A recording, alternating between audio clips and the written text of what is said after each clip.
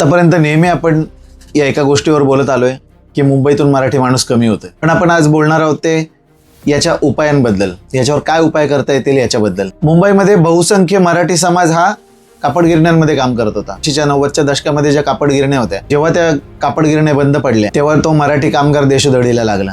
या ज्या कापड गिरण्यांच्या जागा आहेत, आता त्यातल्या सरकारने काही विकल्यात, भरपूर बिल्डरला दिलेत आणि त्या जागी टोलेजंग टॉवर उभे राहिलेत. पण ज्या बाकी आहेत, म्हणजे अजून ज्या बाकी जागा मोकळ्या आहेत, सरकारने गिरण्यांची ती जागा आपल्या ताब्यात घेऊन त्याच्या जागी सिडको, म्हाडा अशा संस्थांना सोबत घेऊन तिथे घरं बांधली पाहिजेत आणि ती घरं फक्त आणि फक्त मराठी माणसालाच मिळतील या गोष्टीची काळजी घेतली पाहिजे. म्हणजे बाजारभावापेक्षा कमी पण तोट्यात न जाता अशी ती घरं बांधली पाहिजेत आणि ती फक्त मराठी माणसाला मिळाली पाहिजेत. त्याच्याने मराठी टक्का मुंबईमध्ये टिकून राहील. दुसरी गोष्ट जी आपण करता येण्यासारखी आहे, मराठी माणसाने व्यवसायात उतरलं पाहिजे, व्यवसाय केला पाहिजे. पडेल तो व्यवसाय करा. आता आपण नेहमी बाहेरच्यांना दोष देतो, पण काही गोष्टी आपण आपल्याकडे बघणे गरजेचं आहे. ते इथे आले, त्यांनी व्यवसाय केले, ते मोठे झाले. जिथे जिथे त्यांनी अन्याय केला त्या गोष्टीवर आपण बोललंच पाहिजे. नोकरी करूच नाही या मताचं मी नाहीये, पण व्यवसायातला पैसा आणि नोकरीतला पैसा यातला फरक समजून घ्या. हा व्यवसाय आपण निर्माण केलेला व्यवसाय आपल्या मुलांना आपण देऊ शकतो, नोकरीचं तसं नाही. अजून एक गोष्ट करता येण्यासारखी म्हणजे ज्यांच्या अगोदरच इथे घरं आहेत त्यांनी ती विकू नयेत मुळात तर, आणि विकायचीच असतील तर मराठी माणसालाच विकावी. त्यानेही मराठी माणूस इथे टिकून राहील.